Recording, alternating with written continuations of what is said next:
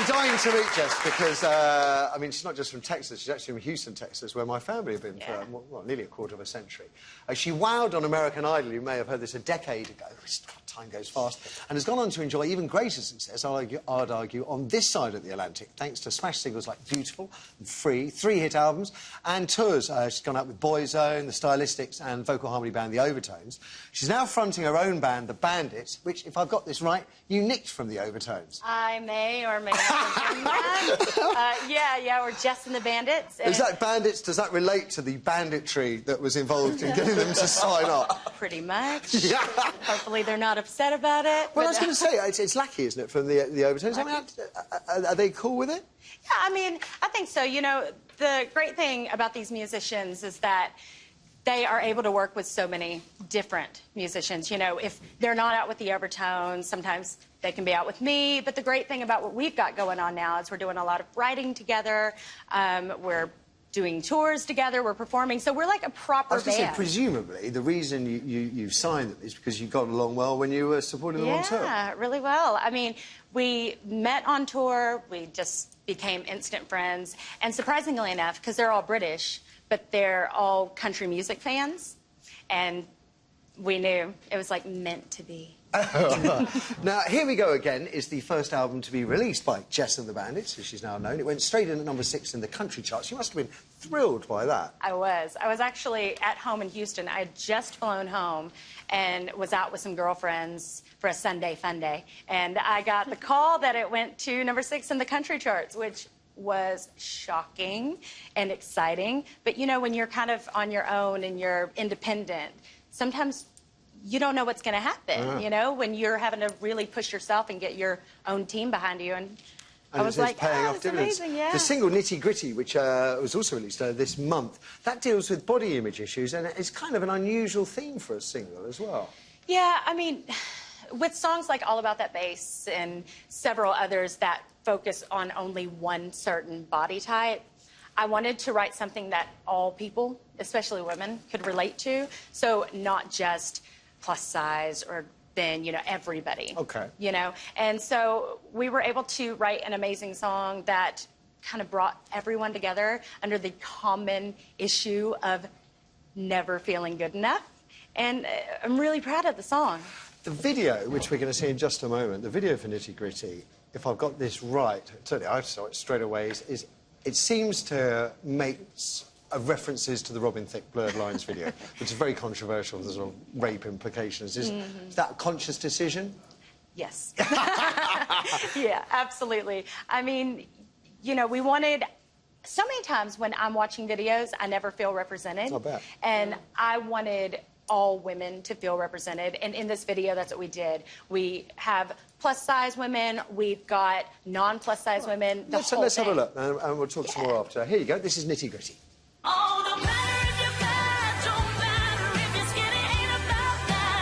You gotta know you're pretty when it comes down to the nitty-gritty, the nitty-gritty, the nitty-gritty. It ain't complicated, we're all the same, yeah. When it comes down to the nitty-gritty, the nitty-gritty.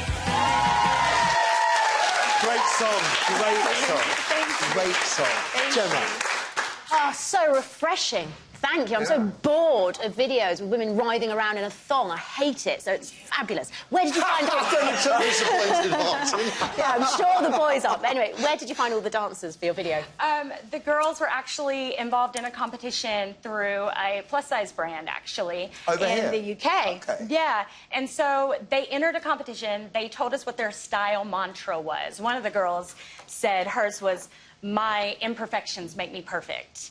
And absolutely loved that. And so we got them all involved, chose 10 winners, and it really is real women that, you know, don't have any experience or aren't dancers or actresses or anything like that. So it's amazing to have that. Do you... I mean, there are critics out there that say we have to be very careful when we feature plus-size or larger people because that normalises people who carry too much weight. We've got an obesity crisis that's costing this, our NHS billions of pounds. Yeah. I mean, I understand that, but at the end of the day, you can force someone to hate themselves and not be happy with themselves, or you can accept people for who they are. There's a difference between, I think, people that carry extra weight. I went on my first diet at 9 years old. I've struggled my entire Can't be easy life. in Houston, Texas. I know, with all that fried food, just right? impossible, yeah. But, you know... I heard you had gastric band as well. I did. I had because of the pressure to lose weight, I had the band, then I had it removed because it was so terrible on me. Tried to starve myself, did everything. And now that I've accepted who I am, interestingly enough, I'm losing the weight because I'm just caring about myself. I'm loving myself. I'm taking more pride in myself. And so I'm watching what I'm eating. I'm exercising, but you know what? If I want to enjoy something fried, I'm gonna do it.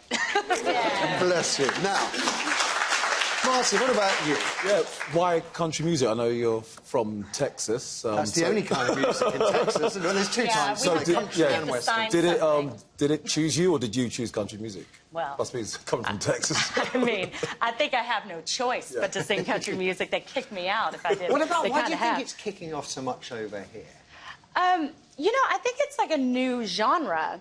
It's something fresh and I different. mean, we've had the sort of Patsy Clines and they did okay over here. Yeah. There's a whole different attitude now. You know, there's something about country music and the storytelling Yeah. aspect involved, which I love. I'm a writer. I love to tell stories. And with country music, you know, to your question, I fought against the stereotype for a really long time and wanted to do pop music. And then I finally gave in and said, you know what, no, I'm going to get back to country music. I'm going to do what I love. Because people really seem to love that style, and they're open to it more now. What I love is when you can hear someone who's from essentially the country, you know, and you can hear every word you say sounds like it just fits straight into a country song. Now, if people want to see you live, I think you're hitting the road next month, is that right? We are in October, actually. October. We are hitting the road all over the UK, including Dublin as well. So we're really excited. It's our very first headlining tour. There's only a few tickets available at some of the dates, but Good for you. we can't wait. Listen, great to have you with us this morning. Thank you. Hope you enjoy the experience. We've got some good talking. Oh, I quite like the idea academically. You know, I think it's one of those situations where if the voters realize sometimes how much power they actually Yes. hold in the states, in 2010, we had so many that were voted out, and they had been sitting there for 40 plus years, earning their, you know, lifetime Because salary. the financial difficulties America forced the majority of these parks to close, specifically to stop people living in them full time. Well, does that make any sense to you? It makes absolutely no sense to me. I think if you have the space, you have the land that you can do it, it's not being used, why wouldn't you want to give these people some place that they can live, somewhere that they place of can their own. own? Yeah, exactly. And that's the important thing, I think.